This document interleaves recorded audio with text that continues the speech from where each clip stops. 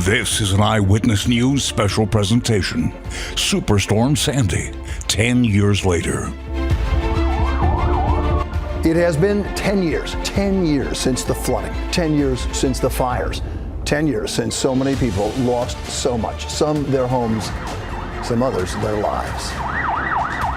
Block after block were burnt out homes where nothing was there except a rubble pile. But it has also been a decade of rebuilding, a decade of reevaluating and making sure we are ready for the next superstorm. Sandy was not just a storm, it was a warning. It was letting us know what the future looks like. Tonight we're going to look back, but also look forward, revisiting some of the hardest hit areas that have been forever changed by a storm that few will ever forget. We survived, we persevered, we're better for it.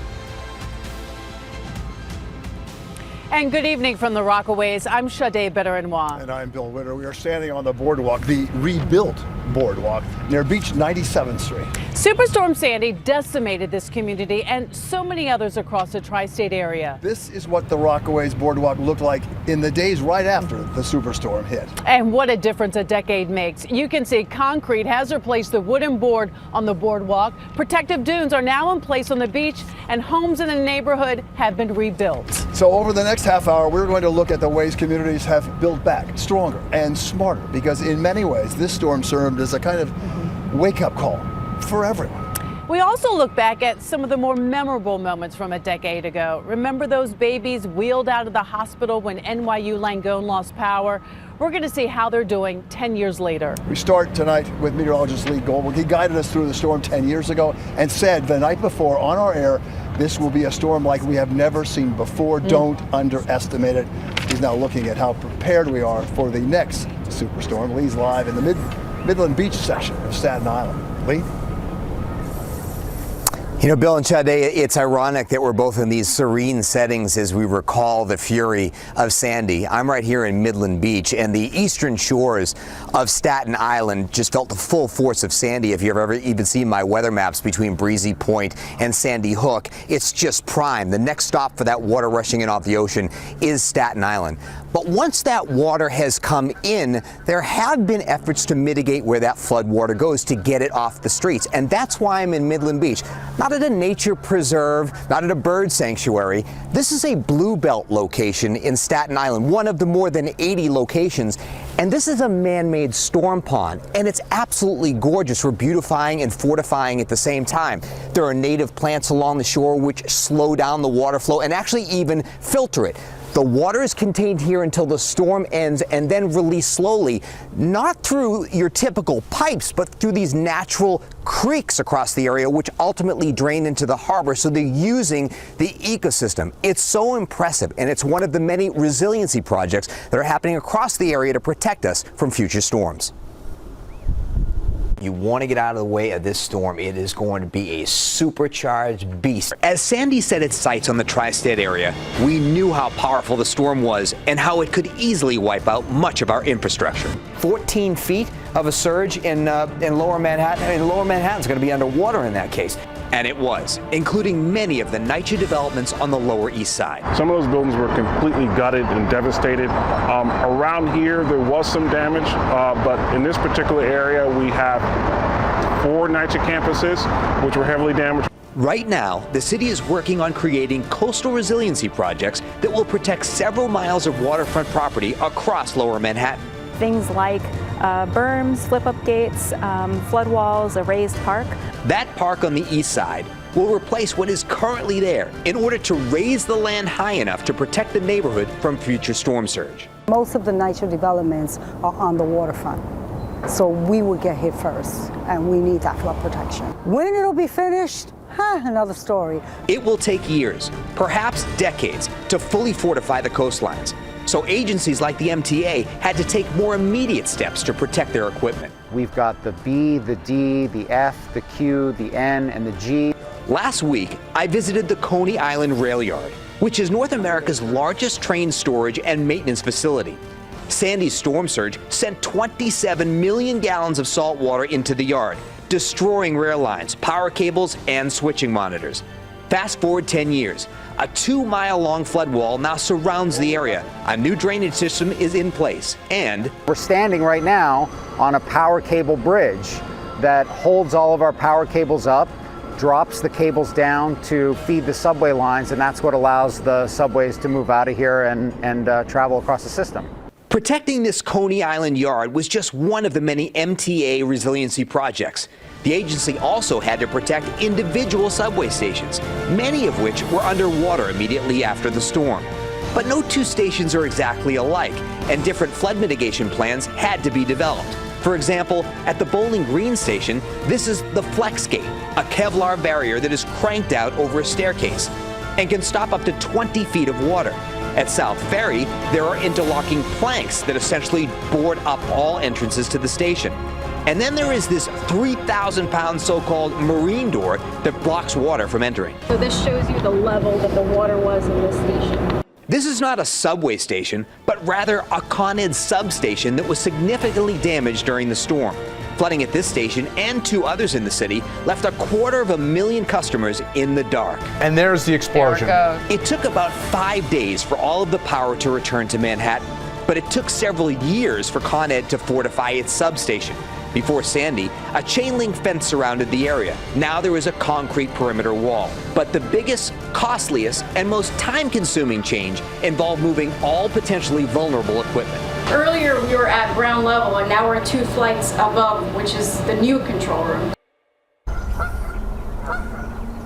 Well, I definitely felt more secure about hearing these stories, knowing that the lights will stay on, the subways could get running right away. That fortification is so impressive. But I do want to stress that this Blue Belt project is not surge protection. Once the flood water's in, it can handle it. And some neighbors just walked by recently and said, during the remnants of Ida, we didn't flood. So this is working. But unlike the East Side resiliency and what's happening with the wall around the rail yard, you don't have the shoreline protection right here in Staten Island. So whether it's proposed seawalls or raising the coastline, that's what we really need. And every time I'm in Staten Island, that's what the residents are telling me. So that's what we'll be covering going forward, because obviously storms aren't getting any weaker and we're locked into a certain level of sea rise. So that's what we need to cover going forward. Bill and Jade, back to you for now.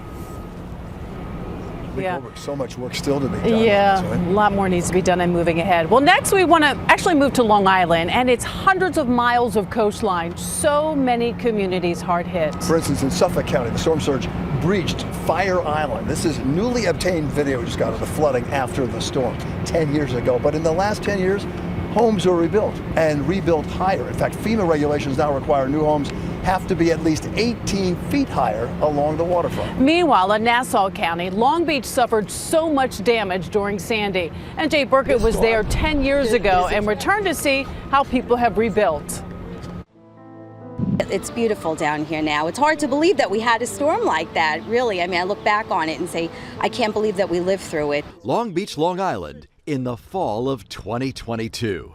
A warm breeze, a gentle surf, and hardly a trace of what happened here 10 years ago. But the storm lives on in the memories of those who lived it. Be thankful for what you have, you know, because it could easily be taken away. People like Steve Shaw and Sharon Cantante. Unless you're here and you witnessed it, it's just unbelievable, the destruction, the damage that it caused. The storm drove the Atlantic Ocean over the boardwalk and into the city.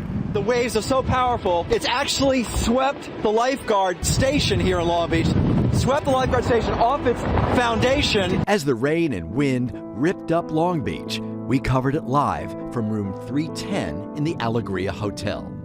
That's where I was, down there on the boardwalk. And because we had the camera up here, the crew was safe, the equipment was safe, everybody was dry, and we were able to continue to broadcast and stay on the air. The waves are so powerful. By morning, the devastation was overwhelming. Neighborhoods were blasted with sand and salt water. Cars were swept away. Homes were destroyed. But 10 years later, the sand is long gone from the streets. Homes have been replaced, and there's a line of dunes to hold back the ocean. The boardwalk is the city's backbone, and every plank has been rebuilt, better and stronger. Former Long Beach City Manager Jack Schneerman. The truth is, at the time, we were staring down some really scary possibilities. It could have been a real economic death spiral. What saved the city was millions in federal money and sheer force of will, and an ad campaign with Billy Crystal. I'm Billy Crystal, and this is Long Beach, my hometown. Come see us. It was a testament to everybody to coming together and realizing, you can't leave a coastal city unprotected. I think that's what Superstorm Sandy did for our whole region. It was a really hard time watching the destruction. It really was, but they rebuilt it. It looks amazing now, so we're very lucky. And wiser and better prepared for the next storm. Long Beach, Long Island, NJ Burkett, Channel 7, Eyewitness News. And one more note from Long Island. Yesterday, we hosted a town hall at Hofstra University. And listen to what the Nassau County Executive Bruce Blakeman said about future storms that hit the island. I'm very blessed to have a counterpart in Suffolk County who we do work very closely together, and we try to do planning, and if something happens in Suffolk County and I can help out, I'll do it. And if something happens in Nassau County, I know Steve will be there for us. And I think it's that partnership that's very important. Collaboration, of course, so incredibly important in situations like this. And as we turn our attention now to New Jersey, next in our special, there has been a growing debate along the shore there. To build or not to build? We're talking about sand dunes. Yeah, the fight getting so heated in some communities that eminent domain is being used to obtain private property. New Jersey reporter Anthony Johnson, who rode out the storm at Long Branch 10 years ago, has that part of our coverage. The Jersey shoreline was permanently changed by the battering winds, the brutal surf brought on by this 100-year superstorm. Sandy destroyed much of the coastline from Keensburg down to Toms River and further south. The roller coaster in Seaside, New Jersey, was swallowed by the ocean and became a symbol of the power of Mother Nature. It was a disaster. One that few were prepared for, and many suffered the price. The first couple years were a rough couple years after 2012, but within 3 years we completely rebuilt our community, from structural houses to hotels to boardwalk to beaches. Seaside Heights businesses returned despite millions of dollars in damage that had to be replaced and repaired. What surprised a lot of people who are not in this industry is the resilience of all of us. There was no option. But in order to make a comeback, the Army Corps of Engineers had to come into many communities and build dunes to protect valuable property. We didn't have a dune before, so we knew we were on borrowed time. And when Sandy hit, we were all, I think, shocked. After the storm hit, many residents along the Jersey Shore changed their minds about having dunes block their view of the ocean. Toms River needed $2 billion to recover. I was just looking back at that with my staff the other day. All we could do was break it down into small, manageable projects. We had to build roads, we had to rebuild sewers, parks, dunes. We just broke it into different tasks. The dunes have become permanent fixtures along the Jersey Shore, but in one community, a battle developed over eminent domain. Midway Beach had its own dunes built by residents, but the state took their beachfront property, and there is still a court case to compensate those who lost their land. I feel incredibly comfortable, can sleep very well at night, knowing that our dune protection system is there. Anthony Johnson, Channel 7 Eyewitness News. One more note. You saw that iconic image of the roller coaster in the ocean in Anthony's story there. Take a look now at the pier. Of course, it's been rebuilt, but if you look closely, the new pier was built over the beach and does not extend into the ocean itself. The result? Adding yet another layer of protection. Protection that is so needed. Well, there's still much more ahead on this Eyewitness News special presentation. My mother and I were in the house praying the rosary on our knees for about 3 hours. Just imagine what was going through people's minds in Breezy Point as they dealt with not only rising floodwaters, but also raging fires. Bill and I revisit the neighborhood 10 years later, plus this. Oh my goodness, guys, this is a infant. Yes, it is an infant. It was one of the more dramatic moments of the storm, and it happened live, right on our air. NYU Langone Hospital lost power, and it was evacuated, including newborns in the NICU unit. So where exactly are those babies today? 10 years later, our Kimberly Richardson tracked them down. Next. And welcome back. Some of the worst damage from Sandy happened in Breezy Point, which is about 6 miles from here. Massive amounts of water flooding inland and coming into contact with electrical power system. And everything your parents told you about electricity coming into contact with water, well, it came true. Hundreds of fires lighting up the night. Just look at the image. More than 120 homes destroyed. And now, from Newscopter 7, look at how the area has been rebuilt. Earlier this week, Sade and I returned to Breezy Point. We talked to the people who saved lives. And we talked to the people whose lives were turned upside down. October 29th, 2012. My mother and I were in the house praying the rosary on our knees for about 3 hours. I can only imagine you out here with your mom and just being stunned by what you're seeing. You know, the bay is coming in from this side, the ocean is coming in from that side, the water is encroaching on your property, the basement, there's already water coming up in the basement. I think the worst part really was seeing people's possessions, friends, our neighbors being carried away. Basically, the community was underwater. The bay met the ocean. So you had a huge fire burning in the midst of a bay. Well, there was nothing left. No buildings, no houses, no decks, no patios. We noticed a fireball, just an orange glow. It was a miracle the water started going down. When it got to about 4 feet, we jumped in the trucks. Yeah. So you go in and then what? Went in, opened the door, turned the battery on, saw the lights come on, the moment of truth,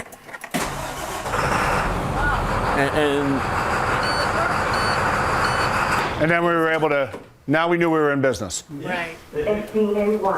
So this was up to here, whatever right? we couldn't correct, whatever we couldn't remove upstairs because we didn't have the personnel, we lost, so many sets of turnout gear, which is the coat, the pants, the boots. The helmets, everything. Correct. And all this was ruined. Every bit of stitching, clothes, everything, shoes, gone. Chief Joe Pfeiffer, who was the incident commander, I was the incident commander initially until the city fire department did, and then I hand over reins to them. You're the first FDNY fire chief on the scene at a fire department here that is all volunteer. So you were in charge. So people came up to me, firefighters came up to me, and they said, Chief, it looks like the whole world is on fire. What do you want us to do? And I gave them one order, because there could have been dozens of orders. I gave them one order: find me water. They took the hoses that were on the rigs and threw it off the rigs into the lakes they were sitting in, into the 3 feet of water they were sitting in, and they drafted water from the hurricane storm. These are some of the houses that were burned down 10 years ago. They were burnt down to the foundation, and they took the foundation out because there was nothing left to the homes. And the ones that were rebuilt, we see foundations that are up 4 or 5 feet. Exactly. So they're taking into account that we're going to have more climate change events. Yeah. After Sandy, the New York City community came together. Yeah. And we helped each other, like we did after 9/11. And these days, we got to get back to that feeling after Sandy, after major disasters, of helping each other and that we're in it together. From your lips, sir. From your lips, Chief. Sade and I spent so much time in Breezy Point talking to residents and firefighters. For me, I know it did for you too. It really did have an effect on us. No question. And you can hear more of their stories tomorrow night at 8:30, wherever you stream ABC-7 New York. Coming up next. Just a chain of miracles kind of all throughout this process to make sure that everybody got where they needed to go safely. And yeah, we're really grateful for where we've got. We'll speak to parents and doctors forced to evacuate the hospital at the height of the superstorm. That's next. And welcome back. We've showed you images of flooding, fires, damaged homes, and destroyed coastlines. But some of the most frightening images on the night Sandy hit were outside NYU Langone in Manhattan. The hospital lost power and was evacuated, and among the patients, newborn babies delicately taken out. Kimberly Richardson was there 10 years ago and is now speaking to some of the families involved, including one of the children. NYU Langone Medical Center right now under evacuation. Eyewitness News reporter Kimberly Richardson is there. Oh my goodness, guys, I think it's a baby. They had never seen anything like it. We tried to call and we couldn't get through. The lines were down. We tried to look at the website. Everything was down. So then it was panic mode. October 2012, Superstorm Sandy unleashed her wrath on our area, dumping an unprecedented 15 million gallons of water into NYU Langone. Think about this place, dark, no light, no power, cold. Knocking out power to the entire hospital. I knew that I had to get to William. Their son, William. You said that your favorite baseball team is in Mets. What's your favorite player? A 10-year-old who has no recollection of the night his parents, Jenny and Jeremy Donovan, were forced to make a series of agonizing decisions under dire circumstances. Somebody popped up and said, "Hey, are you Mr. Donovan?" I said, "Yeah." And they said, "Let's go." And he started running. You see, when Sandy barreled in, William was just 21 days old, recovering from open heart surgery. When backup generators failed, officials had no choice but to evacuate the hospital, move hundreds of patients, the most vulnerable, William, and other newborns, some weighing as little as 600 grams in the NICU. He had just sort of become, the nurses called it wireless by the time the storm had hit. So it was because, for the longest time he was on a ventilator and all sorts of medications, and so he was portable. After waiting outside for 3 hours, a member of William's team spotted Jeremy, and up they went, climbing what seemed like an endless set of stairs, and finally reached William's unit. And it was our nurse Annie holding William. She was like, "Mr. Donovan, oh good, let's go, we're going down." The only way out? And now we have the stairs. Here, Dr. Ludomirsky retraced the path he took that night. Start to go. 1, 2, 3. He explains a team of 5 was assigned to each baby. One person cradled the infant. There were IVs if needed, ventilation by hand, step by step, with only flashlights and cell phones to guide them all. This is a victory of leadership and teamwork, because otherwise the consequences could have been disastrous. William is now in 4th grade and doing just fine. The Donovans tell me what happened that night was one of the most harrowing experiences of their lives. And they can't say enough about the nurses and doctors who stepped up to the plate and got things done. It was just a chain of miracles kind of all throughout this process to make sure that everybody got where they needed to go safely. And yeah, we're really grateful for the way everything worked out. Kimberly Richardson, Channel 7, Eyewitness News. In so many ways, that was the story of Sandy, right? Yeah, it certainly was. Putting aside their differences and pitching in to help others in what would have previously been unthinkable circumstances. And over the last half hour, we have seen how communities came together to rebuild and rethink their flood protection plans. And while so much has been done, a lot more needs to be accomplished before the next big storm. And that's a perfect segue to checking one final time with meteorologist Lee Goldberg. He's on Staten Island for us. Lee? Yeah, Bill, our coastal residents just have a very tough decision. Do you rebuild to spec like this house did in Midland Beach, or stay where you are? Do you rebuild smarter and stronger and raise for storm surge? Or do you just give in and say, there's going to be another storm, it's going to wipe away my house, I'm leaving the flood zone, and open lots like this around the area? Very difficult decision. Superstorm Sandy was the storm of my career. I hope it stays that way, but deep down I know there's going to be more devastating storms. The question is, can we fortify fast enough? Bill and Sade, back to you. Okay, Lee, thank you. And that's going to do it for this Eyewitness News special presentation, and it's important to look back in order to effectively move forward. Thanks so much for watching tonight. Eyewitness News at 6 begins right after this.